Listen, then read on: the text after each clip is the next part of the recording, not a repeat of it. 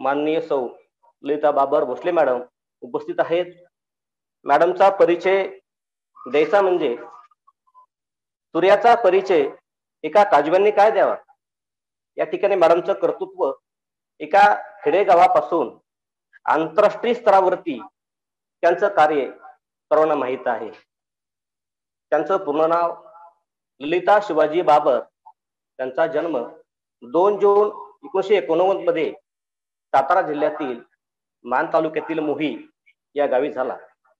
त्यांचं कुटुंब एक शेतमजूर कुटुंबातील असून त्यांनी या ठिकाणी फार मोठं ध्येय प्राप्त केलं.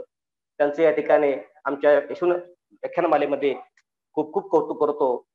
आणि आज त्यांना जो विषय दिलेला आहे मॅडमना, या ठिकाणी यशोगाथा सातारा येथे रिओ डी जानेरो ऑलिम्पिक, मॅडमनी तो अनुभव या ठिकाणी आम्हाला व्यक्त करावा की त्या कशा घडल्या, ग्रामीण भागातून या स्तरावरती त्या कशा गेल्यात, त्यांना आलेले अनुभव तिने आमच्या ग्रामीण भागातील आमच्यासाठी फार मुलांचे आहेत हे रेखाटन करावं.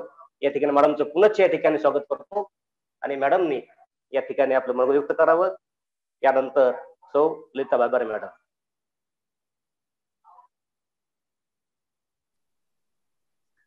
पहिल्यांदा सर्वांचं मनपूर्वक आभार व्यक्त करते. मला या यशवंत व्याख्यानमाला यशवंत प्रतिष्ठानच्या वतीने मला हा सहभाग साधता आला, सहभागी होता आलं. त्याबद्दल सर्वांचं पहिल्यांदा मनपूर्वक आभार मानते आणि सर्वांना माझा नमस्कार. आज या ठिकाणी रिओ जे मोही ते रिओ ऑलिम्पिकचा जो प्रवास आहे, मी सांगण्याच्या अगोदर पहिल्यांदा खरं तर जे 11 वर्षाच्या कालावधीमध्ये बऱ्याच व्याख्यानमाला झाल्या, बरेच लोक येऊन गेले की ज्यांचं खरंच कर्तृत्व हे आपल्या समाजासाठी खूप गरजेचं आहे आणि युवा पिढीसाठी एक प्रेरणादायी आहे. खरं तर हे सुरू करण्याच्या अगोदर मी पहिल्यांदा माझं थोडंसं सांगते. मी सातारा जिल्ह्यातील मान तालुका आणि मान तालुक्यातलं एक छोटंसं गाव आहे मोही, आणि शिखर शिंगणापूरच्या पायथ्याला आहे. शिखर शिंगणापूर बऱ्यापैकी लोकांना माहिती आहे आणि त्याच्या पायथ्याला माझं गाव आहे. आणि त्या गावाच्या तिथून 3 ते 3.5 किलोमीटरचं अंतर आहे. तिथे मी एका शेतामध्ये वस्तीवरती राहते.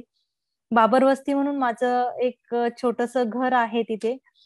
तर माझा जो प्रवास आहे, खरं तर माझा प्रवास सुरू झाला 1999 पासून, जे माझं स्पोर्ट्स करिअर चालू झालेलं आहे. त्याच्यामध्ये मला पहिल्यांदा सांगायचं म्हणजे एकच आहे की आपण एखादी गोष्ट करत असेल तर खरंच ती गोष्ट करण्याच्या अगोदर आपण विचार करतो, आणि तो विचार मी केलेला नव्हता. आणि त्याविषयी मला थोडंसं पहिल्यांदा सांगायची इच्छा आहे. मुलगी म्हणून ग्रामीण भागातून बऱ्याच गोष्टींच्या अडचणी येतात, आणि हे खरं तर व्याख्यान मला जर तिथे असते आणि मी समोर असते तर मला वाटतं मुलींनाही मी एक चांगल्या पद्धतीने हे करू शकले असते. पण आपल्या जगामध्ये जे कोरोनाचा प्रादुर्भाव आहे आणि त्याच्यामुळे आपल्याला हे शक्य झालं नाहीये. तरी मी माझ्या ऑनलाईनच्या माध्यमातून जे सर्व काही कोणी माझे हे करत असतील त्यांना एकच विनंती असेल की मुलगी म्हणून आपण काय करू शकतो. खरं तर मुलगी ही किती घरातील एक कर्ती असते ते सिद्ध होतं. आणि त्याच्यासाठी मी स्वतःच मी थोडक्यात सांगू इच्छिते, आणि मी थोडंसं सांगेन. तुम्ही मला क्वेश्चन केले तर जास्त मी तुम्हाला एक्सप्लेन करू शकेन, चांगल्या पद्धतीने मी सांगू शकेन, कारण की मी स्वतः बोलले तर तेवढं माझ्याकडून डिटेल्स येईल की नाही माहिती नाहीये. पण जर मला क्वेश्चन केले, त्याच्याविषयी जर मला विचारलं तर मी नक्की त्याचा आन्सर व्यवस्थित देऊ शकेल. तर पहिल्यांदा माझा जो प्रवास आहे ते सांगते मी. 1999 साली मी सुरुवात केली खेळायला, आणि पहिल्यांदा सुरुवात करताना खेळायला सुरुवात करताना मी 1ली ते 4थी मध्ये असताना लंगडी ह्या खेळापासून सुरुवात केलेली. आणि त्याच्यानंतर ना जो खरंच जो खेळाची सुरुवात आहे, जी खरंच खेळायला पाहिजे, ते मी इयत्ता 5वी पासून सुरुवात केली. आणि 7वी पासूनचा जो पुढचा प्रवास आहे तो खरं तर खेळामध्ये काय केलं पाहिजे त्याच्याविषयीचा असेल. तर माझं ज्यावेळेस मी खेळ चालू केला त्यावेळेस माझी एकच इच्छा होती, मी अभ्यासात माझं कधीच मत नव्हतं की मी अभ्यास करावा, आणि माझ्या घरच्यांची इच्छा होती की मी अभ्यास करावा. आणि त्याच्यामुळं माझं एक वैयक्तिक मत होतं, मी स्वतः खेळलं पाहिजे. आणि माझी परिस्थिती होती, एक तर मान तालुका हा दुष्काळी भाग आहे, दुष्काळी पट्ट्यामध्ये मोडतो, आणि तिथे पाण्याची खूप काही कमतरता आहे, आणि त्याच्यामुळे मुलांना मेहनत केल्याशिवाय पर्याय नसतो, कारण की दुसरा पर्याय नाहीये मुलांकडे. आणि त्याच्यामुळं मान तालुक्यामध्ये जरी पाण्याचा दुष्काळ असेल, तर टॅलेंटचा दुष्काळ हा मान तालुक्यात नाहीये. आता सध्याची परिस्थिती पाहिली तर मान तालुक्यात आमच्या जिल्ह्यातून म्हटलं तर सगळ्यात जास्त जे अधिकारी असतील किंवा एक खेळाकडे बघण्याचं किंवा खेळाडू असतील, ते सगळ्यात जास्त मान तालुक्यातून आहेत. प्रशासकीय अधिकारी असतील किंवा खेळाडू असतील, इतर वेगवेगळ्या क्षेत्रामध्ये हे मान तालुका पुढे गेलेला आहे. आणि आता सध्या जर पाहिलं तर खेळाच्या बाबतीत जरी मी एकटी होती, तरी आता सध्याच्या घडीला 12 ते 13 ऍथलीट हे नॅशनल लेवलला खेळतात ते. त्यामुळे मला हे पण नाही हे पण त्याच्यामध्ये हे होतं की खेळाडू सुद्धा तिथून घडलेले आहेत आणि घडत आहेत. तर पाणी जरी नसेल, एखादी जरी गोष्ट आपल्याकडे कमतरता असेल, तरी एखादी गोष्ट कमतरता असल्यामुळेच आपण हा पर्याय शोधतोय आणि ह्या पर्यायातून आपण पुढे जातोय. जर सगळ्याच गोष्टी आपल्याला अवेलेबल झाल्या असत्या, तर मला वाटतं कदाचित मी तिथे पोहोचू शकले नसते. मला सगळ्या गोष्टी अवेलेबल झाल्या असत्या तर मी तेवढी मेहनत नसती केली. त्यामुळे मी आज कदाचित दुष्काळी आहे, मी नशीबवान आहे, मला दुष्काळ मिळाला आणि दुष्काळाच्या परिस्थितीतून मी पुढे जात आलं. आणि एक महिला म्हणून, एक मुलगी म्हणून माझं एक वैयक्तिक मत आहे, ग्रामीण भागात मुलींना जेवढं सपोर्ट करायला पाहिजे तेवढं अजूनही सपोर्ट होत नाहीये.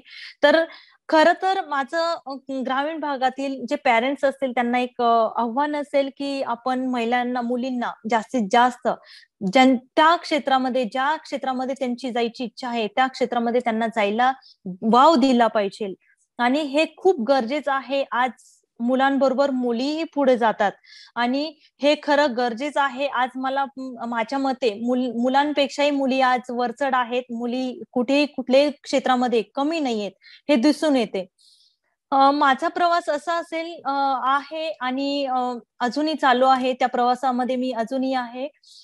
खरं तर हा स्पोर्ट्स जो करिअर आहे, स्पोर्ट्स हे वेगळं आहे. ग्रामीण भागामध्ये जेवढं स्पोर्ट्सला वाव द्यायला पाहिजे तेवढी वाव मिळत नव्हती. आणि ज्यावेळेस मी स्टार्ट केलं त्यावेळेस खेळाडू म्हणून माझ्याकडे जो पाहण्याचा दृष्टिकोन होता खूप वेगळा होता. आणि त्या दृष्टिकोन पाहता माझी तयारी जी होती ती वेगळी होती, कारण की मला स्पोर्ट्स मधूनच करिअर करायचं होतं आणि स्पोर्ट्स मधूनच पुढे जायचं होतं. त्याच्यामुळे मी माझ्या घरच्यांचंही ऐकलेलं नाहीये तिथं, किंवा माझे जे कोणी आजूबाजूचे असतील किंवा पॅरेंट्स असतील, कोणी रिलेटिव्ह असतील, त्यांनी मला सांगितलं बऱ्याच वेळा की स्पोर्ट्स मधून काय आहे, कारण की त्यावेळेस तशी परिस्थिती नव्हती. खेळाडू हा कुठेही तिथे आजूबाजूलाही कोणी खेळाडू नव्हता, किंवा तिथं खेळाडूचं वातावरण नव्हतं. त्याच्यामुळे खेळाडू घडणं तिथून कठीण होतं. पण माझ्यासाठी ते मी स्वतः ठरवलेलं होतं, त्यामुळे मला काही कठीण वाटलेलं नाहीये ते, कारण की मला त्या क्षेत्रामधूनच पुढे जायचं होतं. त्याच्यामुळे मी एकच ठाम मतावरती होती की मला स्पोर्ट्स मधूनच करिअर करायचं आहे. त्याच्यामुळे बरेच अडचणी आल्या आणि अडचणींवरती मात करत मी पुढे गेले. आणि माझी जी शर्यत आहे तीही अडथळ्यांची शर्यत आहे. त्यामुळे मला वाटतं अडथळे हे येतच राहतात आणि अडथळ्यांची शर्यत आपल्याला पार करायचीच असते. त्याच्यामुळं माझा जो प्रवास होता, ज्यावेळेस मी स्कूल लेवलला ज्यावेळेस खेळत होते, ते बऱ्याच अडचणी यायच्या, फायनान्शियली असतील, बरेच सपोर्ट तेवढा पाहिजे तसं सपोर्ट मिळत नव्हता. एक मुलगी म्हणून पाहिजे दृष्टिकोन लोकांचे वेगळे होते. एक खेळाडू असेल तर खेळाडू चे जे कपडे असतात, किंवा खेळाडू म्हणून आपण ज्यावेळेस एखादी गोष्ट ग्राउंडवरती आपण एखादी गोष्ट खेळाडू म्हणून करत असतो, त्यावेळेस लोकांचा दृष्टिकोन होता ग्रामीण भागामध्ये.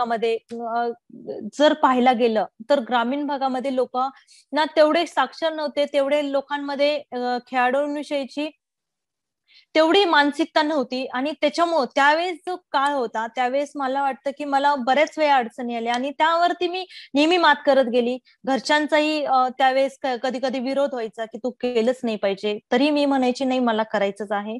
अशा गोष्टी घडत गेल्या.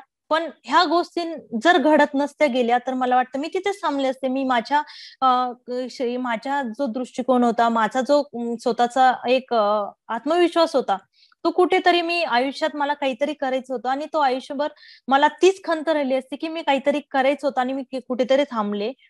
पण ह्या गोष्टी माझ्या घडत गेल्या माझ्या प्रवासामध्ये. माझ्या जे पीटी टीचर आहेत, शाळेतले जे पीटी टीचर आहेत, त्यांचा मला साथ मिळाला. मग नंतर ना माझ्या घरच्यांचा साथ मिळत गेला. ज्यावेळेस आपण एखादी गोष्ट करत असतो आणि ज्यावेळेस एखादी गोष्ट चांगली होते, एखादी गोष्ट चांगली म्हणण्यापेक्षा मी ज्यावेळेस स्पर्धा जिंकत गेली, स्पर्धा ज्यावेळेस होतात, माझ्या स्पर्धा तालुक्यापासून गटापासून चालू व्हायच्या. म्हणजे गट असतो, गटातून आपल्या तालुक्याच्या स्पर्धा होतात, तालुक्यानंतर ना जिल्हा असतो आणि जिल्ह्यानंतर विभाग, विभागानंतर राज्य असतं, राज्यानंतर ना राष्ट्रीय स्पर्धा असतात आणि राष्ट्रीय स्पर्धेनंतर ना एक आंतरराष्ट्रीय, जो विदेशामध्ये होतात, आंतरराष्ट्रीय स्पर्धा होतात. असा जो प्रवास असतो त्याच्यामध्ये स्टेप वाईज स्टेप जायला लागतं आणि त्या स्टेप वाईज स्टेप जायचं म्हणलं तरी वर्षातून ऍटलिस्ट 3 स्पर्धा असतात आणि 3 स्पर्धेसाठी जाण्यासाठी आम्हाला ग्राउंड लेवल पासून पूर्णपणे स्पर्धा ह्या पार्टिसिपेशन करावं लागतं. तर अशा स्पर्धा होत असतात. त्यावेळेस माझ्या इयरली ज्या स्पर्धा व्हायच्या ते 3 स्पर्धा व्हायच्या. माझ्या 3 नॅशनल असायच्या. तर मला 3 नॅशनलला मला गटापासून सुरुवात करायला लागायची. तर तेवढं जे माझं हे सांगण्याचा उद्देश एकच आहे की मी ज्यावेळेस छोट्यापासून करत होते त्यावेळेस स्पर्धा वर्षात नाही म्हटलं तर जे नॅशनल खेळायची म्हटलं, 2 नॅशनल खेळायची म्हटलं, तर मला त्या स्पर्धा खेळण्यासाठी ऍटलिस्ट 6 ते 7 वेळा, म्हणजे वर्षभरातून माझ्या कंटिन्यू स्पर्धा चालू राहायच्या आणि त्याच्यामुळे माझ्याकडे अभ्यासाकडे लक्ष द्यायला वेळच नसायचा. मी कंटिन्यू स्पर्धेमध्ये असायचे. 1 महिना झाला की स्पर्धा आणि त्याच्याबरोबर मी ऍथलेटिक्स बरोबर पहिल्यांदा स्टार्टिंग करताना लंगडी केली, त्याच्यानंतर ना खो खोकडे गेले, खो खो खेळले. 2 ते 3 वर्ष मी खो खो मध्ये सहभाग झाले. खो खो खेळत असताना मी ऍथलेटिक्स मध्ये पण सहभाग घ्यायला लागले. म्हणजे अशा कंटिन्यू स्पर्धा राहायच्या आणि त्या स्पर्धा करत असताना माझं अभ्यासावरती दुर्लक्ष व्हायचं. अभ्यास मी करायचीच नाहीये.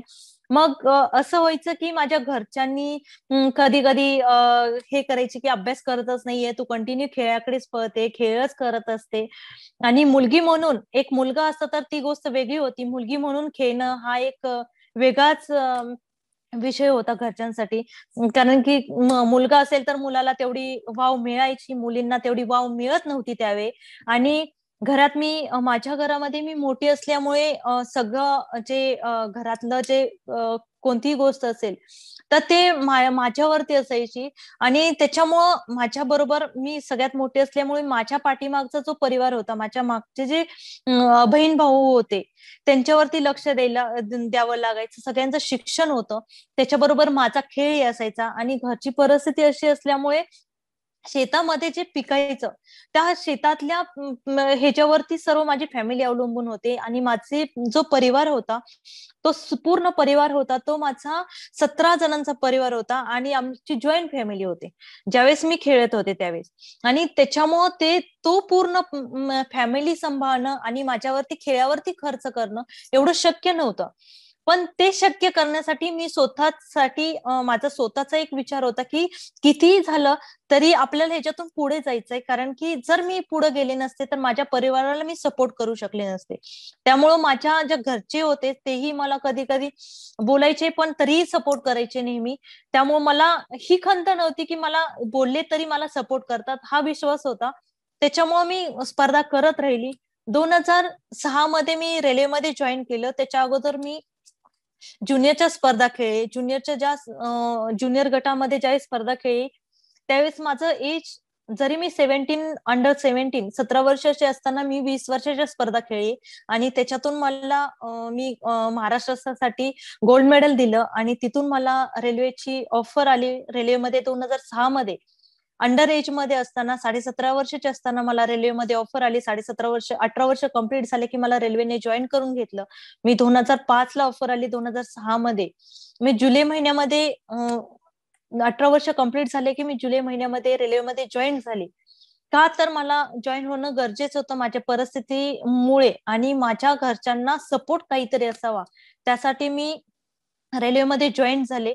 आणि त्याच्यापासून तिथून पुढचा जो प्रवास आहे तो खरं तर हा प्रवास माझ्या खेळातला जो खरंच एक प्रोफेशनली ऍथलीट म्हणून काय केलं पाहिजे, जो प्रोफेशन मधला जो ऍथलीटचा जो परफॉर्मन्स असतो आणि आपण काही कुठल्या गोष्टी आपण मेंटेन केल्या पाहिजे, त्या खऱ्या गोष्टी मला 2006 पासून पुढे कळायला लागल्या. त्याच्या अगोदर मी ऍथलीट म्हणून ज्यावेळेस गावाकडे खेळत होती त्यावेळेस मी स्पर्धा खेळते आणि स्पर्धेतून विन होते एवढंच माहिती होतं. ह्याच्या व्यतिरिक्त मला काहीही माहिती नव्हतं की आपल्याला आपण कोणाचं बघून करतोय का, आपल्याला कोणी आयडल आहे का. तर माझं असं कोणी आयडल नव्हतं. गावाकडे अशा मॅरेथॉन व्हायच्या आणि मॅरेथॉन मधून मी रनिंग करत राहायची, पार्टिसिपेशन करत राहायची. त्याच्यातून मी ऍथलेटिक्सकडे वळली. खो खो हा खेळ टीम गेम असल्यामुळं मला तेवढं खो खो मध्ये माझं स्वतःचं वैयक्तिक मत होतं की मी टीम गेम मध्ये जर राहिली असते तर माझा कुठेतरी स्पोर्ट्स थांबला असता आणि त्या स्पोर्ट्स थांबण्यामुळे माझं करिअर माझ्या आयुष्यामध्ये एक वेगळा टर्निंग पॉइंट आला असता. त्यामुळे मी खो खो हा खेळ सोडून ऍथलेटिक्स ह्या खेळाकडे वळले आणि ऍथलेटिक्स मधून माझं स्वतःची मेहनत मी स्वतः कशी डेव्हलप करू शकेल त्याच्याकडे मी जास्त लक्ष दिलं. आणि 2006 पासूनचा जो प्रवास होता, खरं तर 2006 पासूनचा माझा खेळाचा प्रवास होता तो अतिशय वेगळा होता.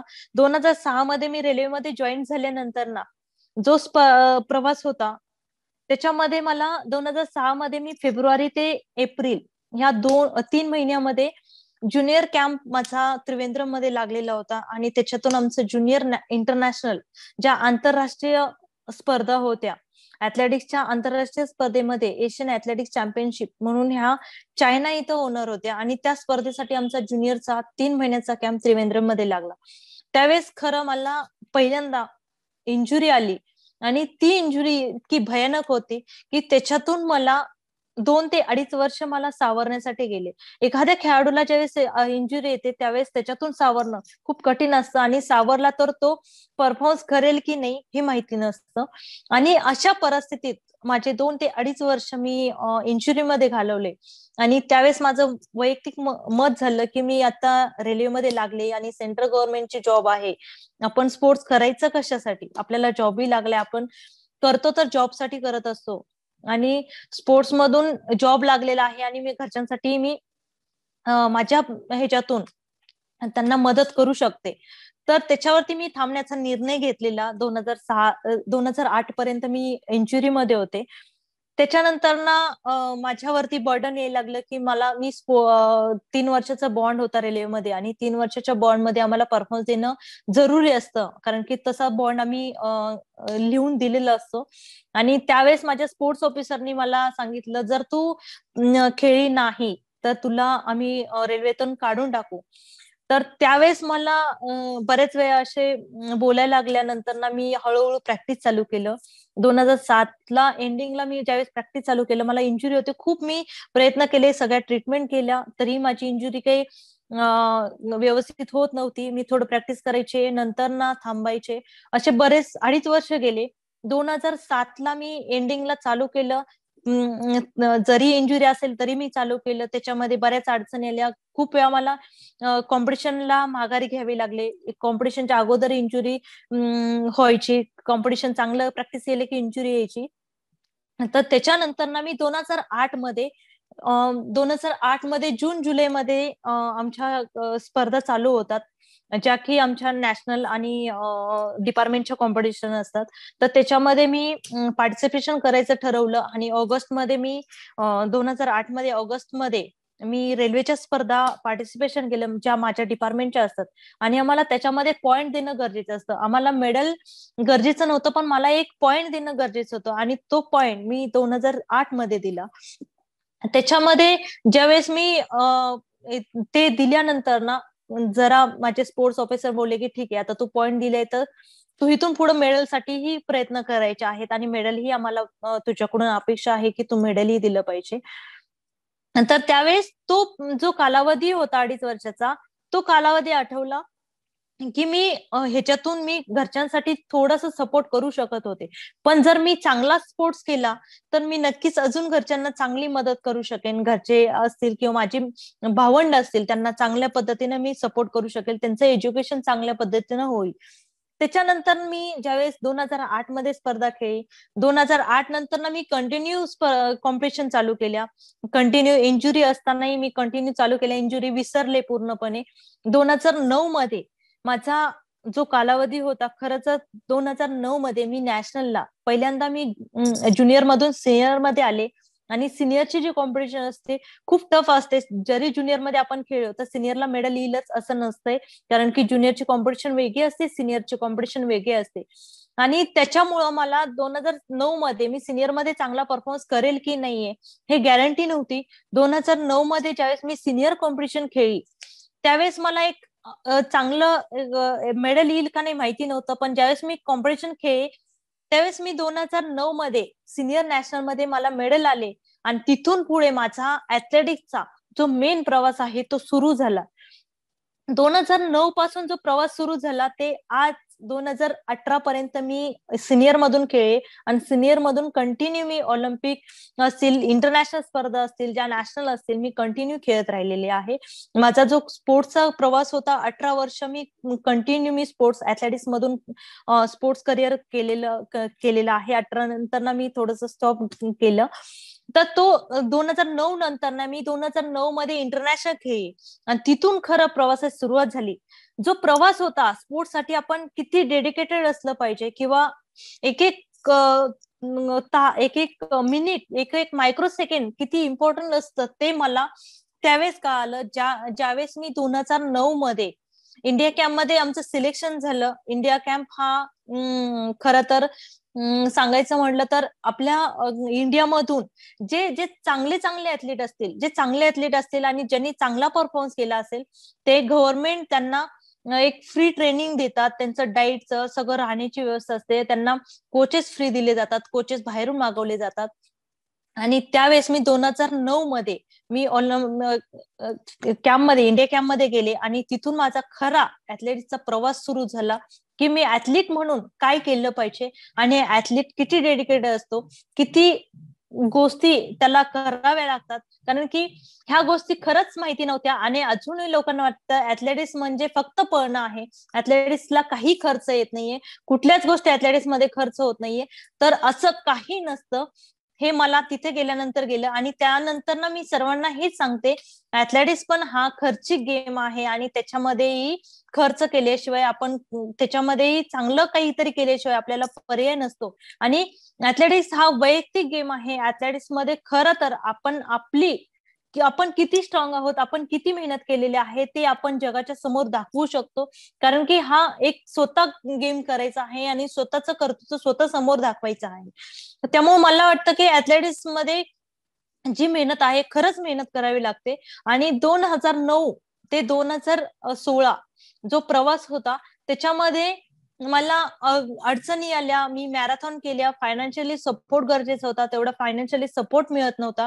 म्हणून मी मॅरेथॉनकडे वळले. मॅरेथॉन मधून जे मला फायनान्शियली मिळत होतं ते मी माझ्या स्पोर्ट्ससाठी आणि माझ्या फॅमिलीसाठी युज करत होते. कारण की माझं फक्त पेमेंटवरती जर मी स्पोर्ट्स केलं असतं तर मला वाटतं मी स्पोर्ट्स तेवढं करू शकले नसते. कारण की फायनान्शियली खूप गरजेचं असतं. जर आपण ज्यावेळेस मी स्पोर्ट्स करत होते, जेव्हा मी ऑलिम्पिक प्रिपरेशन करत होते, माझा शूज, जर मला एखादा शूज घ्यायचा असेल तो इंडियामध्ये अवेलेबल नसायचा. आणि तो जर एखादा शूज घ्यायचा, मला कॉम्पिटिशन शूज घ्यायचा असेल किंवा माझा प्रॅक्टिस शूज घ्यायचा असेल तर तो मला फॉरेन वरून मागवायला लागायचा. मग ते शूज एका वेळेस आम्ही मागवायचो. एक शूज घ्यायचा म्हटलं तर ऍटलिस्ट 12 ते 15 हजार रुपये खर्च यायचा.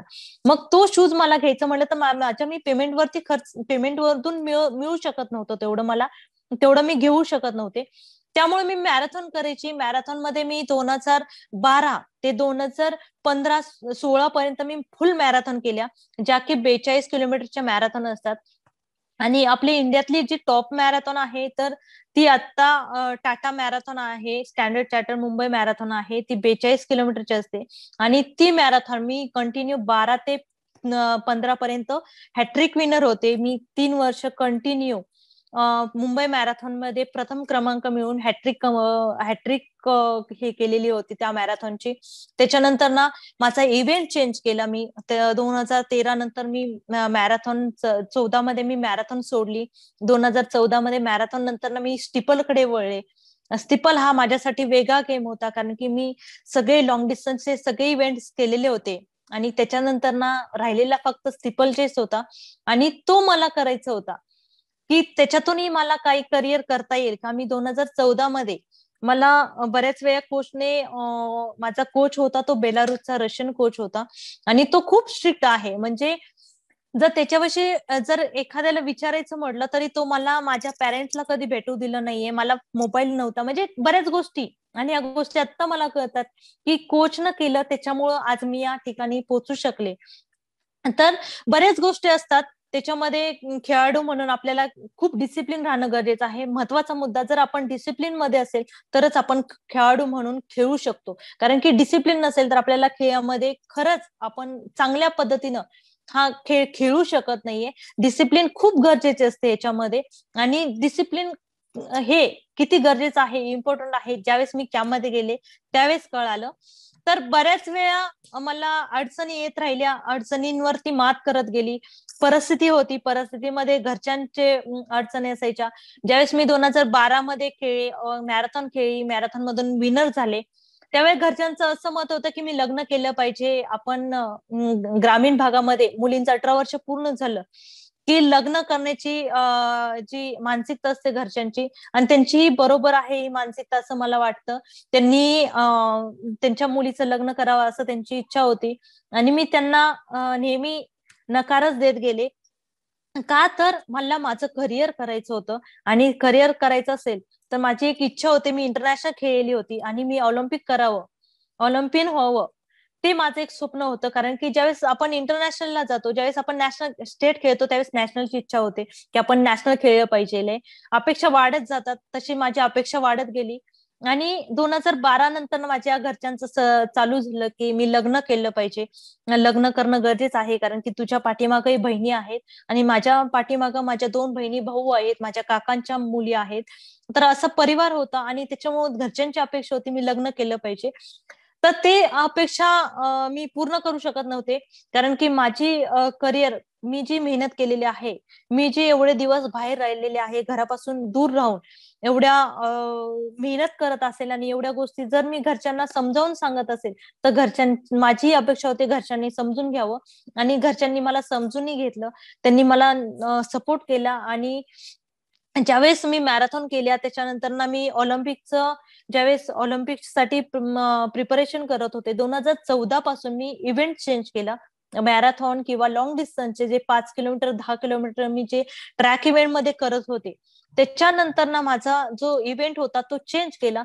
मी 1 मार्च 2014 मध्ये माझा इव्हेंट चेंज केला आणि त्याच्यानंतर ना माझा स्टिपल चेस हा अडथळ्यांची शर्यत, त्याच्यामध्ये अडथळे आहेत, पाणी आहे, जम्प आहे, पाण्यामध्ये जम्प करावं लागते, असा वेगळा इव्हेंट चॉईस केला. वेगळ्या इव्हेंटमध्ये मी पार्टिसिपेशन करायचं ठरवलं आणि तिथून पुढे 1 मार्च पासून मी कंटिन्यू त्या इव्हेंटकडे लक्ष द्यायला लागले. स्टिपल हा इव्हेंट पार्टिसिपेशन केलं आणि 2014 मध्ये मला 6 महिन्यानंतर ना ऑलिम्पिक एशियन गेम्स मध्ये मला ब्रॉन्झ पदक मिळालं.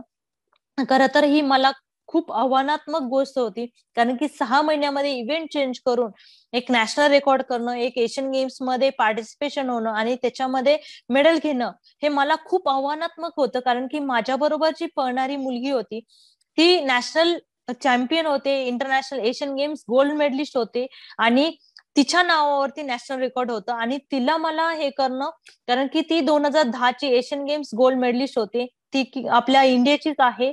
आणि सुधा सिंग म्हणून ती उत्तर प्रदेश कडून आपल्या ह्याच्याकडून खेळते आणि आता सध्या पण ती खेळत आहे. खरं तर तिला मला हे करणं, बीट करणं माझ्यासाठी कठीण होतं. पण मी ते 6 महिन्यामध्ये, मला वाटत नव्हतं, माझी स्वतःची हे नव्हती की मी तिला 6 महिन्यामध्ये बीट करेन.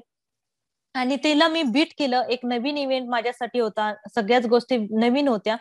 तर त्या गोष्टींमधून मी पार्टिसिपेशन केलं, एशियन गेम्स मध्ये मेडल घेतलं.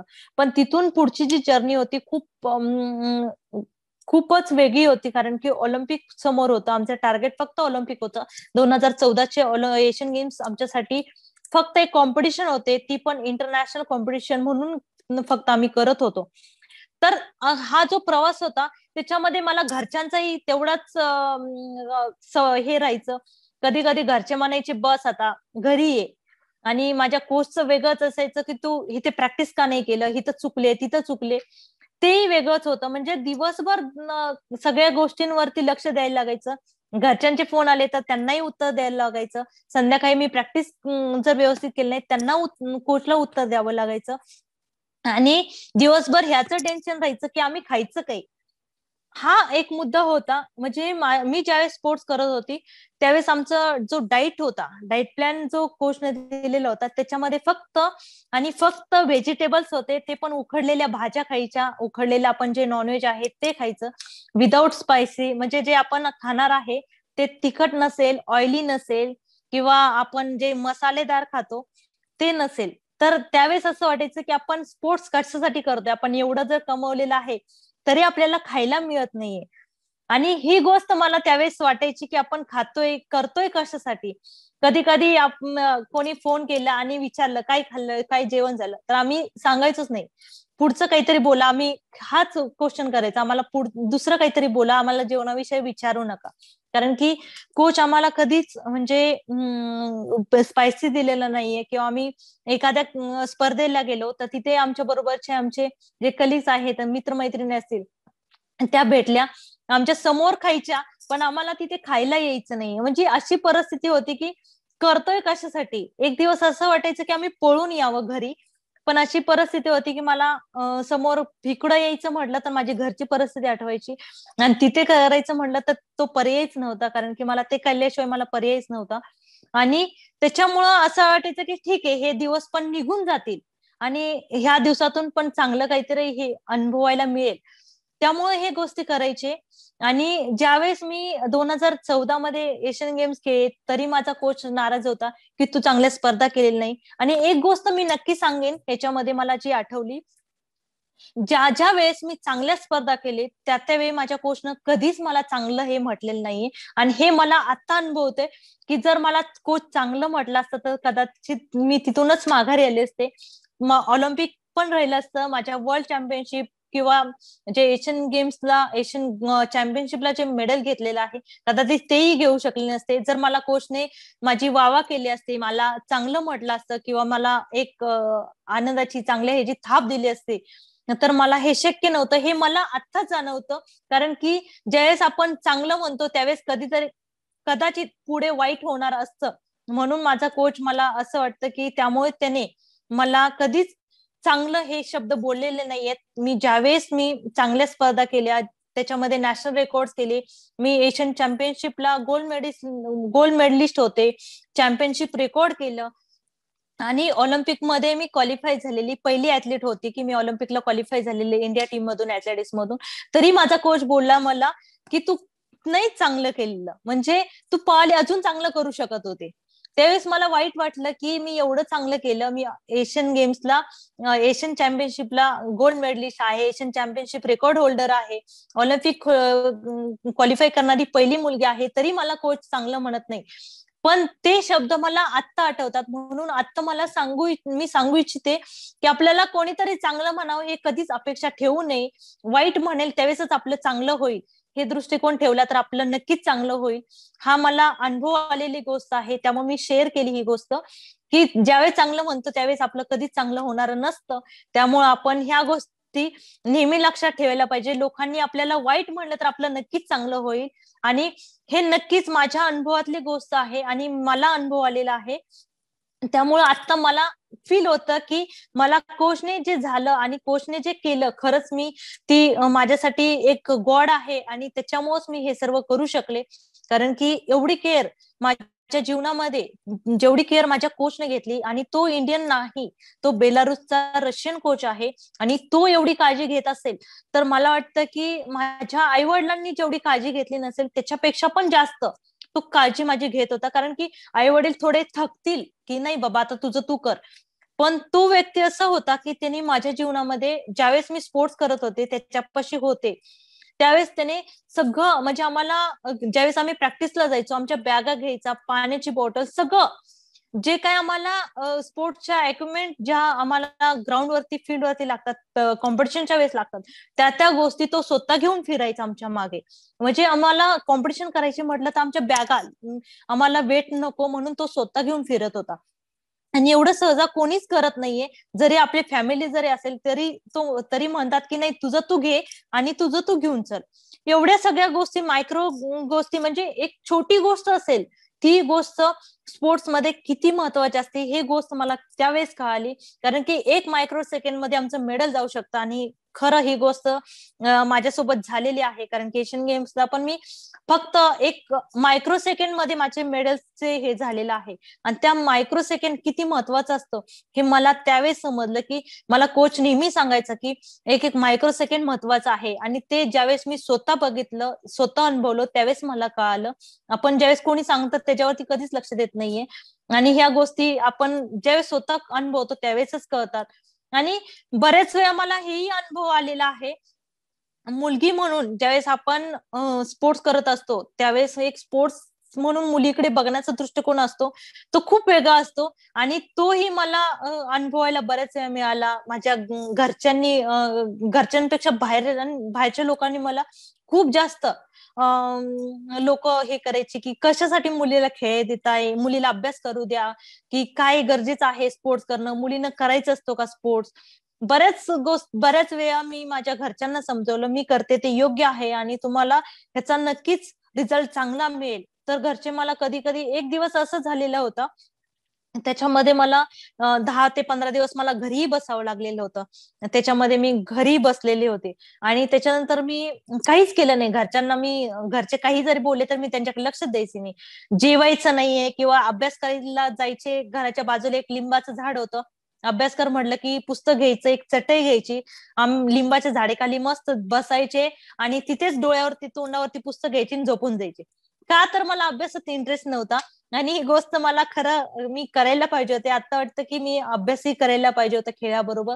कारण की एक प्रशासकीय अधिकारी झाल्यानंतर ना आपल्याला हे अडचणी येणार, मी प्रशासकीय अधिकारी होईल हेही मला माहिती नव्हतं. पण हे सर्व माझे खेळातले अनुभव होते. मला खेळामध्ये ज्यावेळेस मी ऑलिम्पिकच्या वेळेस होते, 2014 ते 2016 ह्या कालावधी, अडीच वर्षाचा कालावधी होता. त्याच्यामध्ये मी पॅरेंट्सना भेटलेले नव्हते. 2013 मध्ये मी घरच्यांना भेटलेले. त्याच्यानंतर ना मी घरच्यांना भेटू शकले नाही. 2014 मध्ये मी मॅरेथॉन केली, मुंबईला आले. त्याच्यानंतर ना लगेच मी कॅम्पमध्ये गेले. त्याच्यामुळे माझा आणि घरच्यांचा फक्त फोनवरती बोलणं व्हायचं. त्याच्यानंतर माझं फोनवरती पण दिवसातून एक वेळ व्हायचं किंवा आठवड्यातून एकदा मी फोनवरती बोलायची घरच्यांशी. का तर मला फोन हा दिवसातून 1च तास मिळायचा. सकाळी किंवा संध्याकाळी 1 तास मिळायचा. टीव्ही बघायला मिळत नव्हते, खायला व्यवस्थित मिळत नव्हतं. म्हणजे असे बरेच अनुभव मला खेळाच्या ह्याच्यातून मिळालेले आहेत. आणि खरं तर मी हे सर्व केल्यामुळे मला आज चांगल्या पद्धतीने मी ऑलिम्पिकमध्ये करू शकले. कारण की हे सर्व ज्यावेळेस खेळत होते त्यावेळेस मला एवढा अनुभव नव्हता की मी हे सगळं केलेलं आहे आणि हे एवढा त्रास का घेते. पण ज्यावेळेस मी खरं स्पोर्ट्स मधून बाहेर पडले, ज्यावेळेस मी आता स्पोर्ट्स विषयी ज्यावेळेस मी स्वतः माझे व्हिडिओज बघते, कधी कधी मला वाईट वाटतं की मी अजून खेळायला पाहिजे होतं, अजून का नाही करत आहे, तेवढा माझा परफॉर्मन्स यायला पाहिजे. तर ह्या गोष्टी ज्यावेळेस मी स्पोर्ट्सच्या ह्याच्यातून केल्या, त्या गोष्टी खरंच गरजेच्या आहेत आणि त्या गरजेच्या वाटल्या माझ्यासाठी. कारण की मी जर ह्या गोष्टी केल्या नसत्या तर कदाचित मला हे दिवस मिळाले नसते बघायला. आणि हे सर्व जे आपण स्पोर्ट्स केलं पाहिजे. जर मला वाटतं की बरेच जण ऐकतात, युवा खेळाडू त्याच्यातून चांगला बोध घेतील. कारण की आपण ज्यावेळेस कोचेसचं ऐकतो किंवा कोच सांगतात त्याच्यावरती तर आपण लक्ष दिलं, कोणत्याही क्षेत्रामध्ये आपले जे सिनियर सांगतात किंवा आपले प्रौढ सांगत असतात ते गोष्टी ऐकल्या पाहिजेत. हे खरं मला आता समजतं. जेस आम्हाला सांगत होते कोच, तेच आम्ही कोचच्या पुढं हा हा म्हणायचो, ठीक आहे, येस सर, येस सर, आणि पाठीमागं शिव्या द्यायचो त्यांना. का तर हे का म्हातारा मला असं सांगतंय. ह्या गोष्टी मला आत्ता कळतात. कारण की माझे कोच 63-65 इयर ओल्ड आहेत. आणि तरी ते आम्हाला कोचिंग करत होते. म्हणजे एखादा माणूस, आणि त्यांच्याकडे बघूनही वाटणार नाहीये की तो कोच एवढा वयस्कर आहे आणि तरी आम्हाला ट्रेनिंग देतोय. म्हणजे सगळ्या गोष्टी, फ्रुट्स आणले तरी ते धुवायचे, हात धुवायचे कंटिन्यू, आम्हाला खायला द्यायचं नाहीये, भात खायचा नाही, रोटी खायची नाही, भाकरी तर सोडा, म्हणजे भाजी भाकरीचा विषयच नव्हता आम्हाला. हे 2 वर्षामध्ये, 2 ते 2.5 वर्षामध्ये माझ्या बहिणीचं लग्न झालं. माझ्या छोट्या बहिणीचं मी घरच्यांना लग्न करायला लावलं. 2015 मध्ये तिचं लग्न झालं. त्या माझ्या बहिणीच्या फंक्शनसाठी मी येऊ शकले नाही. माझ्या एवढी वाईट परिस्थिती होती की माझ्या घरच्यांना सुद्धा भेटायला परमिशन नव्हते. मग त्यावेळेस असं वाटायचं की कशासाठी हे सर्व करतोय. झालं आता एशियन गेम्सला मेडल मिळालं, कशासाठी पाहिजे, ऑलिम्पिक तर खेळणारे, क्वालिफाय झाले, पण नंतर कोच भीती घालायचे तुम्ही परफॉर्मन्स नाही केला तर ऑलिम्पिकला आम्ही जाऊ देणार नाही. म्हणजे त्यावेळेस पळून यायचं घरी तरी येता येत नव्हतं. म्हणजे अशी परिस्थिती होती की करणार काय. म्हणजे एवढं करून एक दिवस असं झालं की मी एशियन चॅम्पियनशिपला 2015 मध्ये गेले. त्यावेळेस आमचे ऍथलेटिक्स फेडरेशनचे जे अध्यक्ष आदिल सुमारीवाला सर आहेत आणि भनोट सर आहेत, त्यांना मी हे सांगितलं की सर आता मी रिटर्न जात नाहीये, त्यामध्ये मला कोचकडे जायचंच नाही, मला जेलमध्ये पाठवा, मी जेलमध्ये जाते. म्हणजे एवढी परिस्थिती भयानक होती की मला जाणं शक्य नव्हतं. एवढं जास्त म्हणजे मी खूप जास्त थकलेली होती, कारण की मेहनत पण अशी होती की मी आठवड्याचं जे माझं वर्कआउटचं मायलेज होतं 240 ते 250 किलोमीटर आठवड्याला आमचं रनिंग होत होतं. एवढं जास्त रनिंग करून जर खायला मिळत नसेल तर त्यावेळेस असं वाटायचं की आपण करतोय कशासाठी, खायलाच नाहीये. पण त्या गोष्टी आता चांगल्या वाटतात की नाही मी केलं त्यामुळेच मला हे सर्व मिळालं. पण मेहनत खूप करावी लागते आणि मेहनत केल्याशिवाय आपल्याला खरंच यश पण मिळू शकत नाहीये. आणि बऱ्याच वेळा ऑलिम्पिकला ज्यावेळेस मी गेली, 15 ऑगस्टचा दिवस होता, मी 13 ऑगस्टला मी माझ्या पहिली जी हिट असते ऑलिम्पिक मधली ती केली. आणि सर्वांचं लक्ष ज्यावेळेस माझ्याकडे होतं आणि पूर्ण देशाचं लक्ष होतं, आणि ज्यावेळेस मी ऑलिम्पिक नंतर ना ज्यावेळेस मी इकडे आले इंडियामध्ये आणि सगळ्यांना भेटले, त्यावेळेस बरेच राजकीय असतील किंवा सामाजिक असतील, सर्व क्षेत्रातले लोकांचे जे मला खरंच 2016 मध्ये 13 ऑगस्टला ज्यावेळेस मी इंटरला फायनलला ज्यावेळेस इंटर झाले, मी परफॉर्मन्स केला आणि पहिल्या 4 मध्ये येऊन मी हिट मध्ये चांगला परफॉर्मन्स केला. त्यावेळेस माझ्याकडे जो लोकांनी बघण्याचा दृष्टिकोन होता, लोकांची जी मानसिकता होती, मी 15 ऑगस्ट होता आणि त्या दिवशी कदाचितच माझं नशीब चांगलं, मला थँक्स गॉड की मी नशिबान होते की 15 ऑगस्टचा जो आपला भारत स्वतंत्र झाला आणि त्या दिवशी माझा फायनलचा इव्हेंट होता आणि सगळ्यांचं लक्ष माझ्याकडे लागलेलं होतं. आणि ही गोष्ट ज्यावेळेस कळाली की 15 ऑगस्ट दिवशी आपला इव्हेंट आहे आणि फायनल आहे, तर ती गोष्ट जी होती त्याच्याविषयी खरंच मी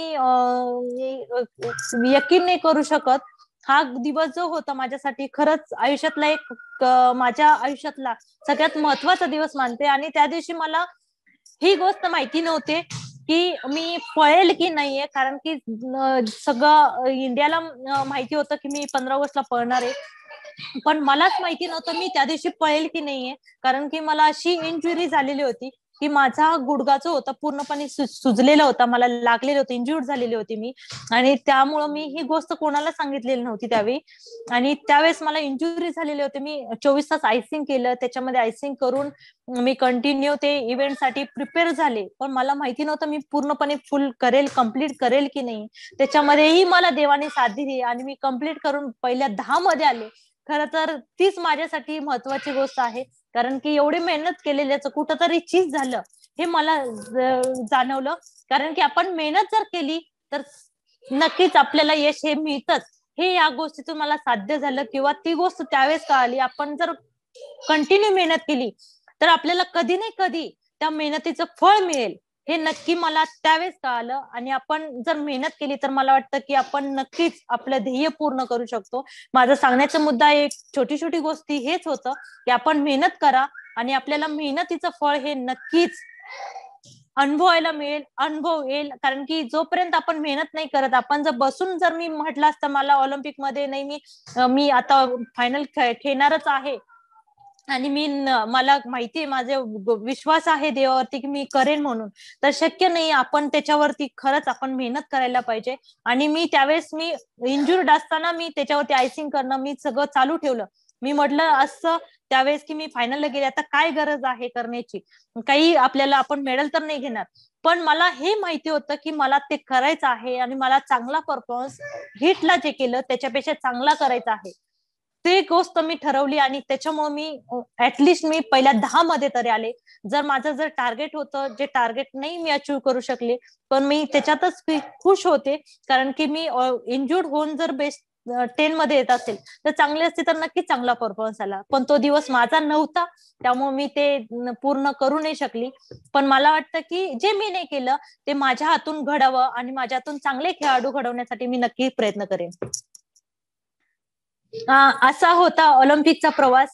अडचणी येत राहताना अडचणीवरती मात करणं हे आपलं काम असतं. त्याच पद्धतीने माझं एकच हे असेल की कोणती अडचण आली तरी त्याच्यावरती आपण मात केली पाहिजे आणि त्या अडचणीतून पुढे गेलं पाहिजे. आज मी प्रशासकीय अधिकारी म्हणून उरण या ठिकाणी एक तालुका प्रांत म्हणून मी सेवा करते आहे. आणि ह्याच्यातून माझं काहीतरी वेगळ्या ह्याच्यातून क्षेत्रातून माझ्याकडून एक चांगली कामगिरी व्हावी म्हणून मी हे आज ह्या ठिकाणी दुसऱ्या क्षेत्रातून मी प्रयत्न करत आहे. तर मला आता कोणी काही क्वेश्चन असतील तर मला विचारू शकता, काही हे असेल तर. तो माझा मोहित रिओचा प्रवास होता, तो मी शेअर केलेला आहे तुमच्याशी. धन्यवाद मॅडम. या ठिकाणी तुम्ही थँक्यू. ग्रामीण भागातून एक आंतरराष्ट्रीय स्तरावरती फार महान कार्य करून आपल्या भारतात नावलौकिक केलेलं आहे. यानंतर आमच्या तरुण समितीतील काही सदस्य आपणास प्रश्न देतात, आपण उत्तर द्यावे विनंती. सर्वप्रथम डॉक्टर जाधव मॅडम, प्रश्न विचारा. हॅलो, हा नमस्ते मॅडम. नमस्ते मॅडम, माझा प्रश्न असा आहे की प्रत्येक खेळामध्ये पुरुषांची मक्तेदारी असते, ती तुम्ही मोडीत काढत असताना घरच्यांचा किंवा तुम्ही आता ज्या गावातनं आलेल्या आहात त्या गावाचाही तुम्हाला विरोध झाला असेल नक्कीच, तर मग त्या गोष्टी तुम्ही कशा पद्धतीने हँडल केल्या? खरं तर विरोध हा होतच असतोय, कारण की एक हा क्षेत्रच असं आहे, खेळाडूंचं स्पोर्ट्सचं क्षेत्रच वेगळं आहे. त्याच्यामध्ये आम्ही स्वतः खेळाडू आहे आणि खेळाडूंची जी कपडे छोटी कपड्यांमध्ये खेळाडू असतो. गावाकडून ग्रामीण भागातून एखादी मुलगी जर बाहेर पडत असेल तर तिला नेहमी अडचणीच येत असतात आणि त्या अडचणी माझ्यासमोर आलेल्या आहेत. कारण की मी ते खेळाडू होते आणि मला मुलगी म्हणून मला बऱ्याच वेळा अडचणी आल्या, बऱ्याच वेळा लोकांचं जे मत होतं त्याच्या विरुद्ध जाऊन मला करावं लागलेलं आहे. पण ह्या अडचणीवरती स्वतः जर मात केली तर मला वाटतं की अडचणी येतच राहणार आहेत आणि ह्या अडचणीवरती आपण स्वतःच मात करायची आहे.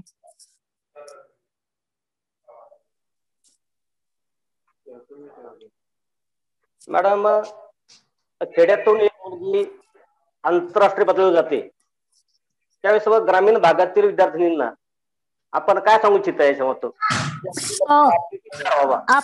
आपण खरं तर ग्रामीण भागातून एखादी खेळाडू घडत असेल आणि ती इंटरनॅशनल लेवलला जात असेल तर माझं एकच मत असेल, आपण ध्येय ठेवावं आणि त्या ध्येयाच्या दृष्टीने प्रयत्न करावेत. आपलं ध्येय जर उंच असेल तर आपण कोणत्याही अडचणी आल्या तर त्याच्यावरती मात करू.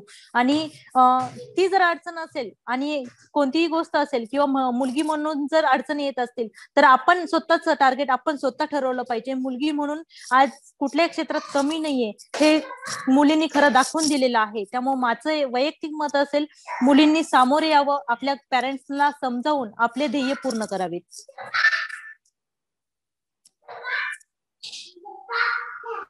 नमस्कार मॅडम. ग्रामीण भागातल्या मुलींना नवीन खेळामध्ये यावं यासाठी आपण एखादी त्यांच्यासाठी स्पोर्ट अकॅडमी किंवा काहीतरी खेळाला प्रोत्साहन मिळेल अशा उद्देशपर काही भविष्यकालीन आपल्या काही योजना आहेत का मॅडम? नक्कीच माझ्या आहेत, कारण की जे माझं स्वप्न होतं ते मी पूर्ण नाही करू शकली तर माझ्याकडून माझे खेळाडू मी स्वतः घडवून मी स्वतः त्यांना ट्रेनिंग देणार आहे आणि माझ्याकडून जे माझ्या हातून घडलेलं नाही ते माझ्या खेळाडूंनी घडवावं. माझ्या बरोबर जे खेळाडू माझ्या हातून घडतील त्यांनी ते पूर्ण करावं आणि त्यासाठी मी नक्कीच अकॅडमीचा प्रयत्न चालू आहे. सध्या मी प्रोबेशन मध्ये आहे आणि माझं 2 वर्षाचं प्रशासकीय सेवेतलं प्रोबेशन चालू असल्यामुळे मी थोडंसं ह्याच्यामध्ये बिझी असल्यामुळे त्या क्षेत्राकडे थोडंसं दुर्लक्ष केलेलं आहे. ज्यावेळेस मी प्रॉपर 2 वर्ष कंप्लीट झाल्यानंतर ज्यावेळेस प्रॉपर मी पोस्टिंग घेईन, त्याच्यानंतर माझा दृष्टिकोन हाच असेल की मी खेळासाठी काहीतरी केलं पाहिजे आणि अकॅडमीचा नक्कीच प्लॅन हा माझा नक्की यशस्वी करण्याचा प्रयत्न चालू आहे आणि ते अकॅडमी उभा करेन. ते फक्त ग्रामीण मुलींना, माझ्या ज्या अडचणी आल्या त्या ग्रामीण मुलींना येऊ नये, ते नक्की माझा प्रयत्न चालूच असेल. यानंतर होरे सर.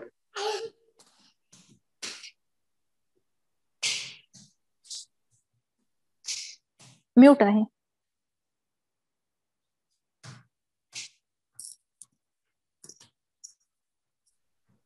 हॅलो. हा बोला. नमस्कार मॅडम सर. नमस्कार. हा नमस्कार. नमस्कार. हा मागच्या 8-10 दिवसापासून मीच आपल्या कॉन्टॅक्ट मध्ये होतो आणि गावंडे साहेबांच्या सहकार्याने आज आपला हा कार्यक्रम होतोय. खरं म्हणजे आम्ही फार उत्साही होतो. हा सगळा कार्यक्रम प्रत्यक्ष नाट्यगृहात जर झाला असता तर यापेक्षा आणखी वेगळी रंगत आली असती. नक्कीच. परंतु ऐन वेळेस इथले जे तहसीलदार आहेत किंवा इथले जे प्रशासन आहे त्यांनी आम्हाला प्रत्यक्ष कार्यक्रम घ्यायला थोडंसं काही अडचणी असल्यामुळे आता हा व्हर्च्युअल कार्यक्रम या ठिकाणी व्याख्यानमालेत होत आहे. आपला जो एकंदरीत सातारा ते रिओ हा जो प्रवास होता तो आत्ताच आपण या ठिकाणी विशद केलेला आहे. म्हणजे आपलं यश किती मोठं आहे हे जर एका वाक्यात सांगायचं तर पीटी उषा नंतर 32 वर्षानंतर कोणीतरी भारतातर्फे ऑलिम्पिक मध्ये सहभाग घेतलाय. हा 32 वर्षाचा गॅपच आपल्या यशाचं आवाका किती मोठा होता हे. मॅडम, ग्रामीण भागामध्ये किंवा जनरली ग्रामीण भागामध्ये एखादं जर मूल किंवा मुलगी खेळत असताना त्यांचे पालक असे म्हणतात की हे बस झालं आता, आपलं काहीतरी अभ्यासाचं बघावं. म्हणजे त्यांच्या डोक्यात एक असतं की हा अभ्यासच याला पुढे याच्या रोजीरोटीची किंवा याच्या उदरनिर्वाहाचं साधन मिळून देणार आहे. परंतु आपल्या माध्यमातून एक वेगळी गोष्ट या ठिकाणी आम्हाला बघायला मिळाली. आता सगळ्यांना जे आपले व्ह्युअर्स आहेत त्यांना कदाचित हे माहिती आहे की नाही माहित नाही, तुमची जी डेप्युटी कलेक्टर पदी जी नियुक्ती झालेली आहे ही परीक्षेचा अभ्यास करून न होता जो खेळासाठीचा जो कोटा असतो त्या कोट्यातून झालेली आहे. तर त्याबद्दल थोडं जर सविस्तर सांगितलं तर मला असं वाटतं की ग्रामीण भागामध्ये खेळाकडे पाहण्याचा एक वेगळा दृष्टिकोन निर्माण होऊ शकतो. तर त्याबद्दल थोडंसं सांगा. खरं तर मला जी गव्हर्नमेंटने जी वर्ग 1 ची प्रशासकीय सेवेतली जी नोकरी दिलेली आहे, खरं तर मला ऑलिम्पिक नंतर ना ही मिळालेली आहे. आणि खेळातून आपल्याला राखीव जागा असतात. आपल्याला सर्व डिपार्टमेंटमध्ये 5% आरक्षण असतं आणि आपण खेळाडू म्हणून आपण त्या ठिकाणी सेवेत रुजू होऊ शकतो. कारण की आपल्याला खेळामधून खूप काही सोयी सुविधा मिळालेल्या आहे आणि गव्हर्नमेंट त्या पद्धतीनं खेळासाठी वेगळं प्रोत्साहन करत आहेत. कारण की आज एमपीएससीतून मुलं सहभागी होतात, एमपीएससीतून डेप्युटी कलेक्टर होतात. आज मी स्पोर्ट्स कोट्यातून डेप्युटी कलेक्टर झाले. अभ्यास करायला पाहिजे असं माझं मत नाहीये की नाही केला पाहिजे. अभ्यास केला पाहिजे, त्याबरोबर खेळही केला पाहिजे. जर आपण खेळ केला तर आपली तंदुरुस्त, आपण स्वतः तंदुरुस्त राहू शकतो. आणि त्याच्यातूनही आपण सगळ्यात महत्वाचं, आज कोरोनाचा जो प्रादुर्भाव आहे त्याच्यामध्ये हेल्थ किती महत्वाचे आहे ते खरं तर लोकांपर्यंत गेलेलं आहे, कळालेलं आहे की आपण सगळं काही करू शकतो. पण आपण हेल्थने जर चांगलं नसेल, हेल्थच व्यवस्थित नसेल तर कुठल्याच गोष्टी करू शकत नाहीये. आणि खेळाच्या माध्यमातून तुम्ही तंदुरुस्त राहू शकता आणि वेगवेगळ्या क्षेत्रामध्येही जाऊ शकता. खरं तर खेळ हे एक माध्यम आहे. खेळाच्या माध्यमातून सर्वच गोष्टी, प्रशासकीय सेवेतही जाऊ शकता तुम्ही तुमच्या वेगवेगळ्या क्षेत्रामध्ये तुम्ही निवड करू शकता. खेळातून खूप काही आपण कमवू शकतो. खेळ हा असा गोष्ट आहे की आपलं जर शरीर तंदुरुस्त आहे तर आपण पुढचं सर्व काही गोष्टी करू शकतो. आणि खेळामुळेच मला हे सर्व मिळालेलं आहे. जे मी आज डेप्युटी कलेक्टर म्हणून जी मला गव्हर्नमेंटने जी मला दिलेली एक चांगली भेट आहे, गिफ्ट आहे. खरं तर खेळामुळेच हे सर्व मला घडलेलं आहे. कारण की असं काही नाही की अभ्यास केला म्हणजे सर्व काही होतं. खेळामधूनही आपण सर्व काही करू शकतो. कारण की खेळही महत्वाचा आहे आणि खेळही खेळला पाहिजे. हेच मी खरं तर सांगू इच्छिते की आपण खेळाबरोबर तुम्ही अभ्यास करा. अभ्यास करणं हे चुकीचं नाहीये किंवा खेळ करणं हे चुकीचं नाहीये. पण खेळाबरोबर, अभ्यासाबरोबर खेळ करावा हे मी सांगेन. खेळाबरोबर अभ्यास करा हे सांगणार नाही की तुम्ही खेळ केला म्हणजे अभ्यास केलाच पाहिजे किंवा अभ्यास केला म्हणजे खेळ दोन्ही गोष्ट केल्या पाहिजेत. कारण की आज जगामध्ये जे दुर्दैवाने अजूनही कोरोनाची साथ आहे. आज आपण जर बघितलं तर खूप काही कोरोना वाढत चाललेला आहे आणि त्याच्यासाठी प्रिकॉशन म्हणून आपण व्हिडिओ कॉन्फरन्सने आपण हे घेतोय. तर आपण हेल्थ किती महत्वाचे आहे हे लोकांना खरंच समजलेलं आहे आणि खेळ हा खेळलाच पाहिजे. शरीर हे तंदुरुस्त ठेवणं खूप गरजेचं आहे. ते मला माझ्या ह्याच्यातून सांगू इच्छिते. कारण की खेळामुळे आज मी जरी डेप्युटी कलेक्टर असेल तरी माझं तंदुरुस्त आहे. मी कोरोनावरती मात करू शकले कारण की मी कोरोना पॉझिटिव्ह होते आणि असिम्प्टोमॅटिक होते. मी का तर मी खेळामुळे होते. कारण की मी तंदुरुस्त असल्यामुळेच मला सगळ्यांनी जे बोललेलं होतं माझ्यासाठी की स्पोर्ट्स का करते आणि त्यांना मी एक प्रत्युत्तर म्हणून मी ऑलिम्पिक मध्ये पार्टिसिपेशन केलं आणि त्याच्यामध्ये मी चांगला परफॉर्मन्स केला आणि माझ्या मेहनतीचं चीज झालं. आणि त्यावेळेसच मला ज्यावेळेस समजलं की मी अर्जुन अवॉर्ड साठी पात्र झालेले आहे तो क्षण माझ्यासाठी खूप महत्वाचा होता आणि खूप आनंदाचा होता की मला ऑलिम्पिक मध्ये मी चांगला परफॉर्म केले आणि त्याची पोचपावती म्हणून मला अर्जुन अवॉर्डचं पण त्यावेळेस कळालं आणि अर्जुन अवॉर्ड मिळतोय ही गोष्ट माझ्या आयुष्यातली खरी आनंदाची गोष्ट होती. कारण की ज्यावेळेस एखादी खेळाडू खेळत असतो त्यावेळेस अवॉर्ड आणि एक ऑलिम्पिक हे महत्वाचं असतं. कारण की इंटरनॅशनल जरी आपण आंतरराष्ट्रीय खेळ स्पर्धा जरी खेळत असलो तर एक आंतरराष्ट्रीय खेळाडू म्हणून त्याला बोललं जातं. पण ज्यावेळेस आपण ऑलिम्पिक खेळतो त्यावेळेस एक ऑलिम्पियन म्हणून जे बोलण्याचं जे वेगळं हे असतं ते वेगळंच असतं आणि त्याच्यामुळं ऑलिम्पिक बरोबर अर्जुन अवॉर्ड मिळाला तो एक क्षण माझ्या आयुष्यातला एक सगळ्यात आनंदाचा क्षण होता. ऑलिम्पिक बरोबर अर्जुन अवॉर्ड.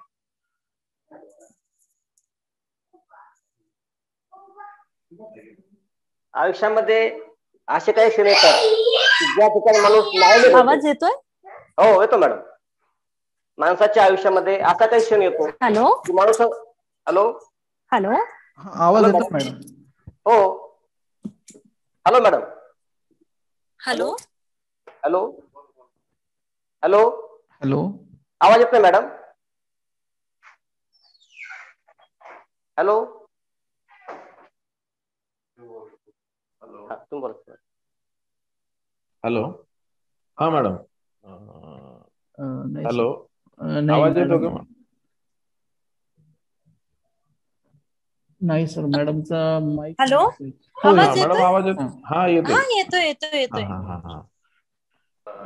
तर आत्ताच तुम्ही आपल्या आयुष्यातील सर्वात आनंदी क्षणाबद्दल आपण आता बोलत होतो.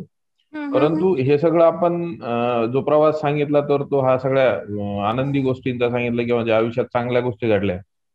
परंतु आयुष्यात असाही एखादा क्षण आला असेल की असं वाटलं असेल की आता हे सगळं सोडून द्यावं आणि म्हणजे बस झालं बाबा आता खूप इतका त्रास किंवा तर असा एखादा क्षण आला किंवा असं वाटलं की हे सगळं सोडून द्यावं आता? हा क्षणही आलेला आयुष्यात 2016 ऑलिम्पिकच्या अगोदरचा क्षण आहे की मी सांगितल्याप्रमाणे कोच आम्हाला काहीच देत नव्हता आणि ती वाईट स्थिती होती आमची की आम्हाला जेवणाचं आणि जेवण आणि फोन नसायचा, टीव्ही नसायची. त्यावेळेस आम्ही कोचला फाईट करून आम्ही त्यामधून बाहेर पडलेलो आणि मुंबई मॅरेथॉन केली. तो एक वाईट क्षण होता. ती गोष्ट आता मला वाटते की मी सर्व केलं आणि ती गोष्ट एक करायला नको होती. कारण की कोचने माझ्यासाठीच केलेलं होतं आणि ती चांगली गोष्ट करत होते, वाईट गोष्ट करत नव्हते. पण आम्ही कोचशी फाईट केली आणि कोचला न सांगता आम्ही त्यामधून बाहेर पडलेलो. ते गोष्ट आठवते की ती गोष्ट जर मी केली नसते आज कोचच्या मनामध्ये पण राहिलं नसतं की मी एवढं करून मुलींनी मला तो एक त्रास दिला.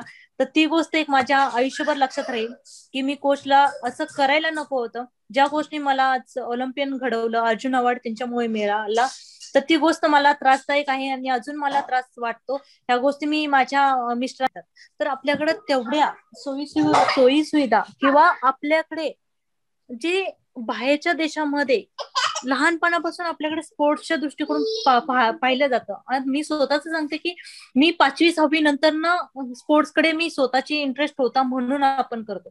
पण अजूनही आपल्या भारतामध्ये ती कल्चर नाहीये की स्पोर्ट्सला अजूनही सपोर्ट तेवढा पाहिजे तेवढा सपोर्ट मिळत नाहीये.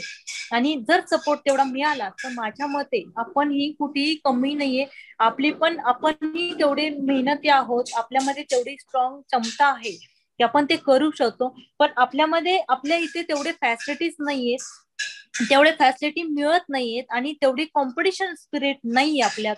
कारण की कॉम्पिटिशन तेवढ्या होत नाहीयेत आपल्यात. माझ्या इव्हेंट मध्ये पाहायला गेलं तर 8 ते 9 खेळाडू असतात इंडियामधून आम्ही पार्टिसिपेशन करतो. 8-9 खेळाडू मध्ये आपण कॉम्पिटिशन किती करणार हे महत्वाचं आहे. जर ती कॉम्पिटिशन वाढली, आपल्या इंडियामधले तेवढं कॉम्पिटिशन जर वाढल्या तर तेवढं कॉम्पिटिटिव्ह फील येईल. आणि कॉम्पिटिशन झाल्या तर आपण नक्कीच इंटरनॅशनलला ज्यावेळेस खेळू त्यावेळेस आपण चांगल्या पद्धतीने खेळू आणि त्याच्यामध्ये आपल्या जास्तीत जास्त जी टॅली आहे, तेवढी कॉम्पिटिशन आहे, तेवढे मेडल्स आहेत, जास्त येण्याचा प्रयत्न होईल आणि तेवढे मेडल्स मिळतील. आणि ते स्पिरिट आता 2016 पासून जर बघितलं तर ते वाढत चाललेलं आहे आणि हळूहळू वाढत जाईल. आपली जी कोट्यवधी जी लोकसंख्या आहे त्याच्यामध्ये आपल्याला एकही मेडल ऑलिम्पिकला मिळत नाहीये. आणि ते न मिळण्याचं कारण म्हणजे आपल्याकडे तेवढं टॅलेंट असूनही त्याचा तेवढा सपोर्ट मिळणं किंवा तेवढा सपोर्ट पाहिजे.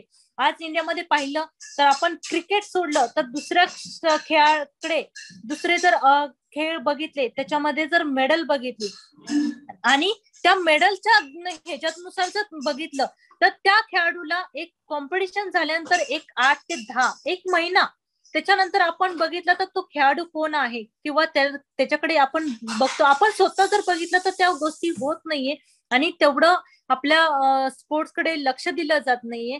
त्याच्यामुळे मला वाटतं की हे जे मेडल न येण्याचं किंवा मेडल येत नाहीयेत हे खूप काही चेंजेस झालेले आहेत आणि इथून पुढं ते चेंजेस आपल्याला पाहायला मिळतील. कारण की पाठीमागं तेवढं गेम्सच किती आहेत किंवा कुठले इव्हेंट काय आहेत हेच माहिती नव्हतं. कारण की लोकांमध्ये तेवढं अवेअरनेस नव्हता आणि तेवढे खेळ बघितले जात नव्हते. आपण बघितलं तर क्रिकेट सोडलं तर दुसऱ्या गेम्सकडे आपण किती बघतो किंवा किती हे केलं जातं ते आपण पाहिलं पाहिजे. आणि ते जर चेंजेस झाले तर मला वाटतं की सर्वच खेळामधून आपल्याला जास्तीत जास्त मेडल्स येतील. धन्यवाद मॅडम. डॉक्टर जाधव मॅडम विचारा प्रश्न. हॅलो जाधव मॅडम विचारा. हा मॅडम, आता लग्नापूर्वी जेव्हा तुम्ही स्पोर्ट्स मध्ये फुल डिवोशन देऊन काम करत होता, लग्नानंतर तुम्हाला तेवढेच डिवोशनने काम करायला जमतंय का? किंवा तुम्ही आता सध्या किती महत्व देऊ शकता खेळाला? ऍक्च्युली लग्नाच्या अगोदर फोकस एकच होता की स्पोर्ट्स. लग्नानंतर जो होता त्याच्यानंतरही मी कॉम्पिटिशन केलेले आहेत किंवा त्याच्यानंतर मी स्पोर्ट्स करिअरकडे पाहिलेलं आहे. पण घरच्यांची एक इच्छा असते, कारण की तेवढ्या दिवस मी घरच्यांसाठी वेळ दिलेला नव्हता. आता माझी इच्छा होती की मी स्पोर्ट्स करिअर केलेलं आहे पण माझ्या स्पोर्ट्स करिअर बरोबर मी फॅमिलीकडे पण लक्ष दिलं पाहिजे.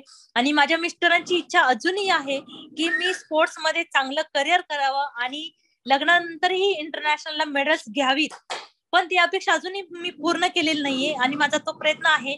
पण सध्याच्या स्थितीमध्ये मी फॅमिली आणि माझं छोटं बाळ आहे, त्यामुळे माझा जो 2 वर्षाचा कालावधी आहे तो कालावधी मी फॅमिलीसाठी दिलेला आहे. आणि मी आता अजूनही हळूहळू प्रयत्न करते की मी त्या स्टेजला यावं स्पोर्ट्समध्ये. कारण की मी ज्यावेळेस माझं बघते किंवा माझे कॉम्पिटिशन बघते, मी आता सध्या कॉम्पिटिशन चाललेले आहेत इंडियामध्ये, त्या बघितलं की मला अजूनही वाटतं की मी अजून चांगलं करू शकते.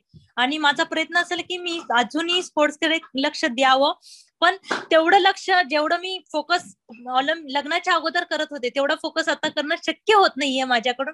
कारण की घर आहे, माझा संसार आहे, माझं प्रशासकीय सेवेतील हे असेल, सगळे वेगवेगळे गोष्टी आहेत आणि तेवढं सगळं करून मॅनेज करून स्पोर्ट्स करणं. तरीही मी प्रयत्न करते की त्याच्यातूनही मला स्पोर्ट्सला किती वेळ देता येईल आणि तेवढा वेळ मी देण्याचा प्रयत्न करते. आणि मी ज्या ह्याच्यातून मी आलेले आहे तर त्या मातीला किंवा त्या खेळाला मी विसरणं शक्य नाही.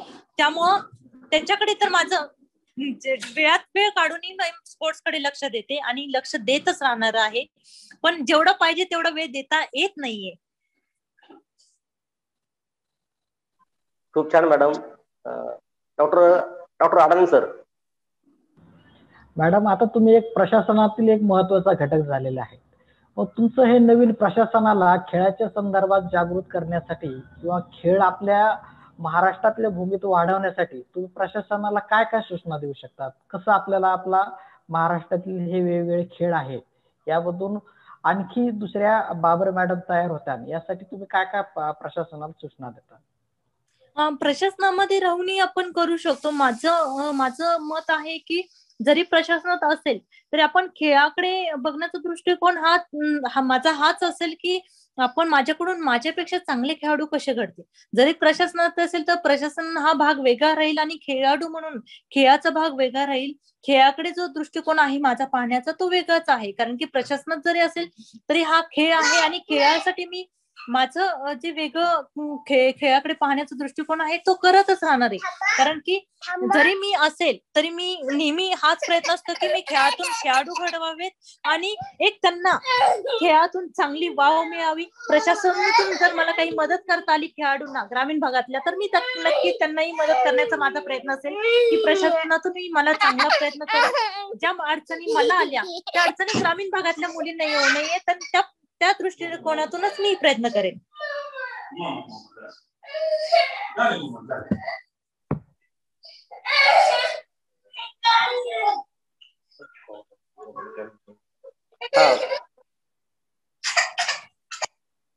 अजून काय बोलायचं?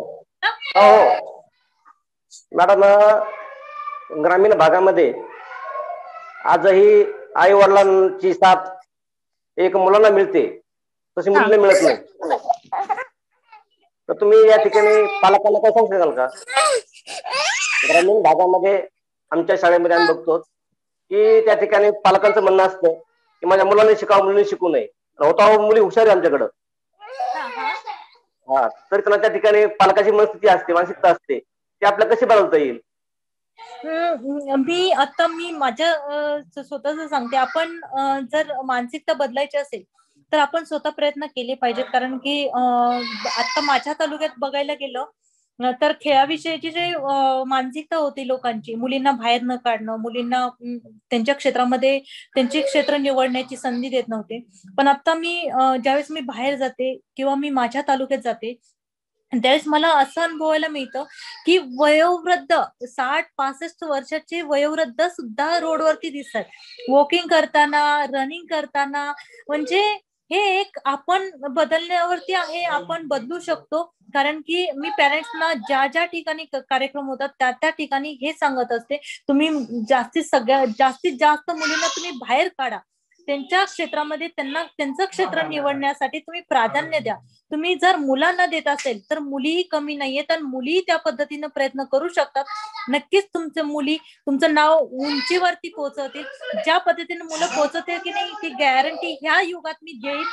शक्य नाहीये कारण की देतीलच असं नाहीये. जरी मुलगा असेल तरी मी मुलांच्या दृष्टिकोनातून वेगळ्या विचाराने बोलत नाहीये. पण आजची जी परिस्थिती आहे त्या परिस्थितीमध्ये बघता मुलीच पॅरेंट्सना जास्तीत जास्त सपोर्ट केलेला दिसतो. त्यामुळे मी मुलगी म्हणून मी नक्कीच सांगेन, मुलींना जास्तीत जास्त घराबाहेर काढा आणि मुलींना त्यांच्या क्षेत्रामध्ये जाण्यासाठी तुम्ही प्राधान्य द्या. हॅलो, हा मॅडम, आता आपण समारोपाकडे येऊयात. बाळपण माझा त्रास द्यायला लागले. बरोबर. आणि आता सरांनी जो प्रश्न केला तो खरोखर महत्वाचा आहे. आजही समाजामध्ये मुलगा आणि मुलगी यामध्ये मुलालाच बऱ्यापैकी जास्त प्राधान्य दिलं जातं. आणखी मुलगाच हवा असा बऱ्यापैकी समाजामध्ये हट्ट आहे. शेवटी माझं वैयक्तिक मत असेल, मुलगा हवा आहे. मुलगा नक्कीच तुमच्या वंशाचा दिवा आहे म्हणून तुम्ही मुलावरती जास्त प्रेम करता. पण त्या पद्धतीनं मुलीला पण तुम्ही तेवढंच प्राधान्य दिलं पाहिजे. कारण की आज तुम्ही पाहायला गेलं तर तुम्ही वंशाचा दिवा आहे म्हणून तुम्ही त्याला सगळ्या गोष्टी प्राधान्य देता पण मुलीला देत नाहीये. तर ही गोष्ट चुकीची आहे. आज मुलगी सगळ्या क्षेत्रामध्ये पुढे गेलेली आहे. सगळ्या क्षेत्रामध्ये मुलीनं पॅरेंट्ससाठी चांगल्या पद्धतीनं पॅरेंट्सना त्यांचं नाव केलेलं आहे. मी माझ्या क्षेत्रामध्ये सांगेन 2016 मध्ये जास्तीत जास्त आणि पदक जे आलेले आहेत मुलींकडून आलेले आहेत. तर मी स्वतः सांगेन की मुली जेवढं करतात तेवढं सगळ्यात जास्त मुलांपेक्षाही जास्त म्हणायला काही हरकत नाहीये. मुलांपेक्षाही जास्त चांगल्या पद्धतीनं मुली काम करत आहेत आज. आणि आई वडिलांचं जर नाव कमवत असतील तर मुलीच कमवतात आहे. त्यामुळे मुलींना जास्तीत जास्त तुम्ही प्राधान्यानं बघितलं पाहिजे. आणि जरी मुलगा असेल तरी मुलींना पण तुम्ही त्याच पद्धतीनं घरामध्ये असेल बाहेरच्या क्षेत्रामध्ये असेल तुम्ही मुलांबरोबर मुलींना प्राधान्य दिलं पाहिजे.